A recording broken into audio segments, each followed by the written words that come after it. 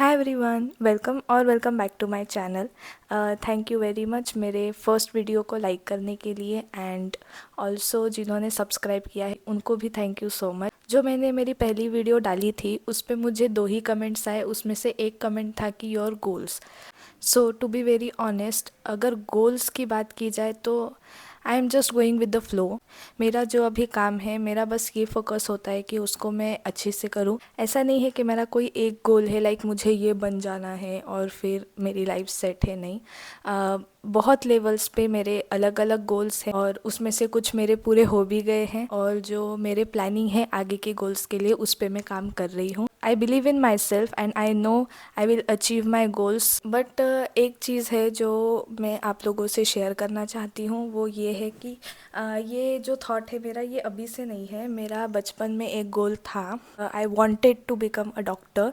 जब मैं छोटी थी लाइक 4th या 5th में, तब मैं जब भी हॉस्पिटल जाती थी तो उस टाइम पे जब हमारा चेकअप होता था तो एक ही गो में जो डॉक्टर्स होते थे भी 100 या 200 होगा उतना चार्ज करते थे। एंड आई वॉज लाइक कि अगर आप 100 रुपीज़ भी काउंट करते हो और वहाँ पे 20 पेशेंट्स तो होंगे, मतलब दिन के ही जो डॉक्टर्स होते हैं वो आराम से 2000 रुपीज़ कमा लेते होंगे।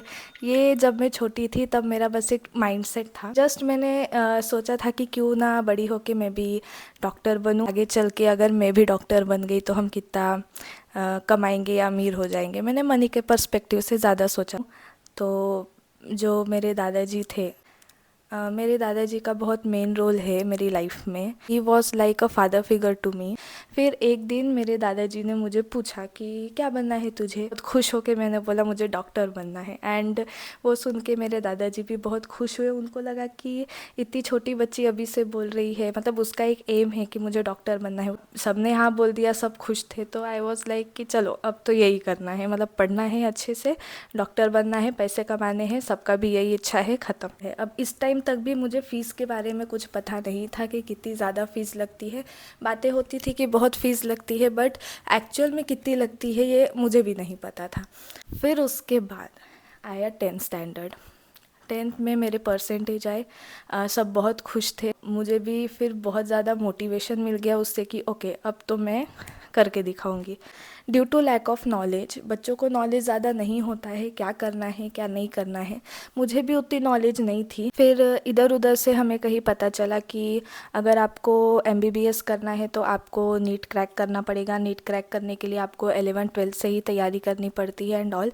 अब तैयारी करनी है तो आपको वैसी कोचिंग भी होना बहुत ज़रूरी है, क्योंकि टीचर का बहुत इंपॉर्टेंट रोल होता है आपके लाइफ में, आपके स्टडीज़ में, आप जो भी पढ़ते हो उसके लिए। मैंने जब 9th और 10th किया था उस टाइम पे जो मेरे टीचर्स थे, लाइक मैथ्स और साइंस के जो टीचर्स थे, मैं आज भी उन लोगों की इतनी रिस्पेक्ट करती हूँ, क्योंकि जो आज मेरा मैथ्स और साइंस स्ट्रॉन्ग है वो सिर्फ वो टीचर्स के वजह से ही है। तो उस टाइम पे इधर उधर का सुन के, रिलेटिव्स का सुन के या फिर फ्रेंड्स वगैरह का सुन के हमें इतना तो पता चल गया था कि अगर हमें MBBS के लिए जाना है तो हमें नीट क्रैक करना पड़ेगा, और नीट क्रैक करने के लिए आप लोगों को एक अच्छे कोचिंग की भी ज़रूरत है।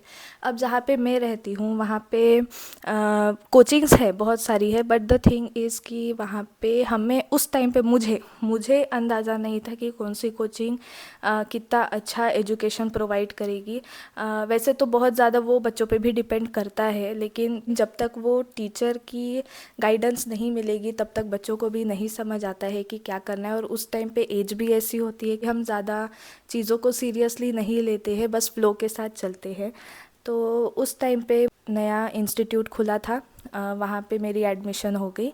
मेरी एडमिशन होने के बाद 1 साल तक उन लोगों ने बोर्ड्स का पढ़ाया, बोर्ड्स का भी पढ़ाया, कुछ वो नीट का भी प्रिपरेशन करवाते थे। उसके बाद जब 11th मेरा ख़त्म हुआ, जब मैं 12th में जाने वाली थी, उसके बीच में जो छुट्टियां होती है उस टाइम पे वो कोचिंग बंद हो गई। जो उधर की मालकिन थी, लाइक उन्होंने कुछ बोला कि मेरे हार्ट में प्रॉब्लम हो गई है तो मैं कंटिन्यू नहीं कर सकती एंड ऑल, तो आप अपने बच्चे का एडमिशन कहीं और करवा दो। एंड उसके बाद मुझे समझ ही नहीं आ रहा था मैं क्या करूं, बिकॉज़ अभी नीट का तो छोड़ ही दो, अब मुझे पहले बोर्ड्स निकालना पड़ेगा। बोर्ड्स में मेरे मार्क्स आने चाहिए ताकि अगर मेरा नीट नहीं भी होता है तो मैं कहीं और भी कर सकूं। उस टाइम पे ऐसा था कि नीट के लिए लोग एक एक साल वगैरह ड्रॉप करते थे, तो मैं भी उसका वो ऑप्शन था मेरे पास कि मैं ड्रॉप कर सकती थी। बट जो बोर्ड्स थे, बोर्ड्स के लिए ऐसा कुछ नहीं था। तो अभी मेरा मेन स्ट्रगल ये था कि मैं कैसे अपना बोर्ड्स के मार्क्स को सिक्योर करूँ। अब उसके लिए तो पूरा अलग ही स्टोरी है।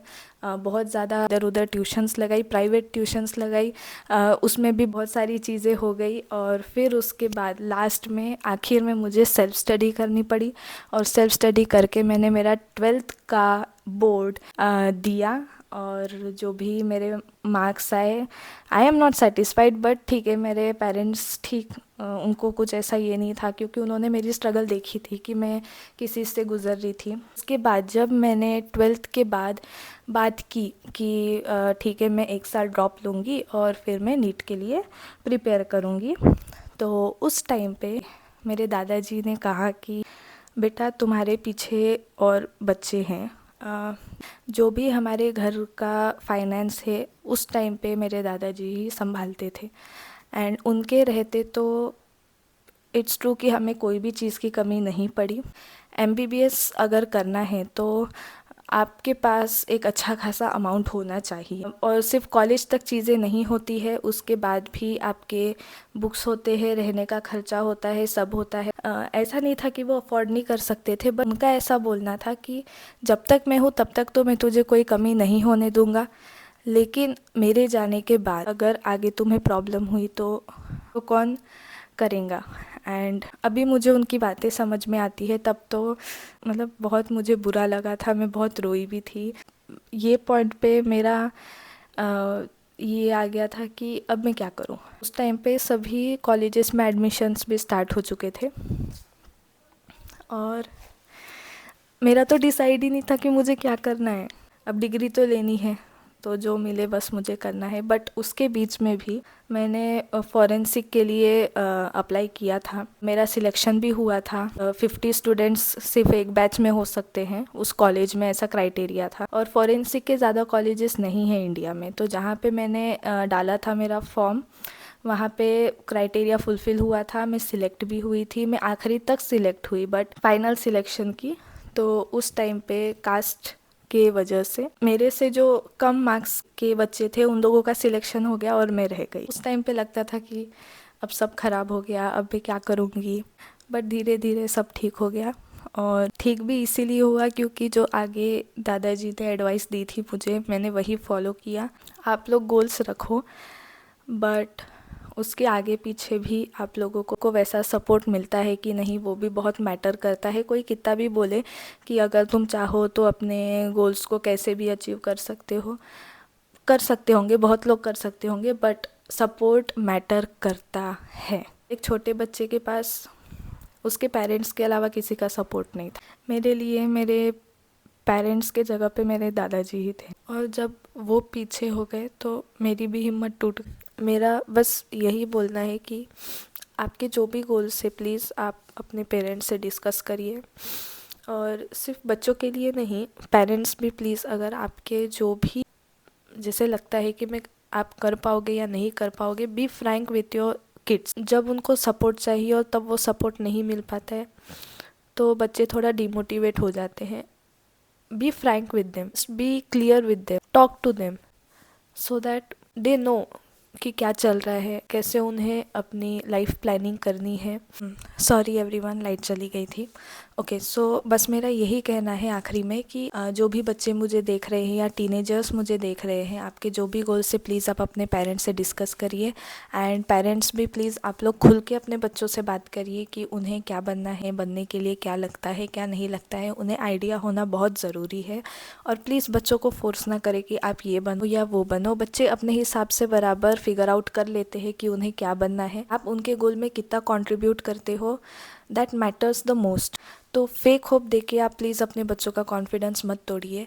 बहुत पेरेंट्स में भी हिचकिचाते होंगे कि हम ये सब कैसे बोले अपने बच्चे से, लाइक उसने कुछ सोच के रखा है, हमें उसको पूरा करना है एंड ऑल।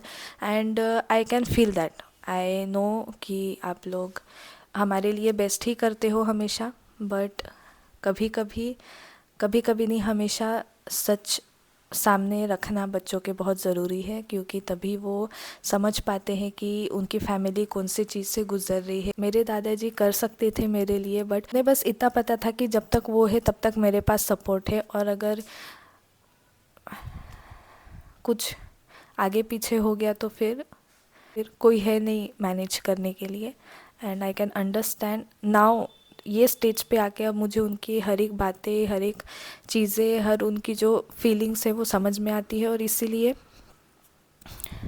मैं उनको कभी ब्लेम नहीं करूँगी, मैं किसी को भी कभी ब्लेम नहीं करूँगी। और मैं तो बोलती हूँ अच्छा ही हुआ जो भी हुआ। I am my own boss right now, and I am very happy with the life I am living right now. तो thank you so much, Dadaji, for everything you had done for me, for my family. I miss you.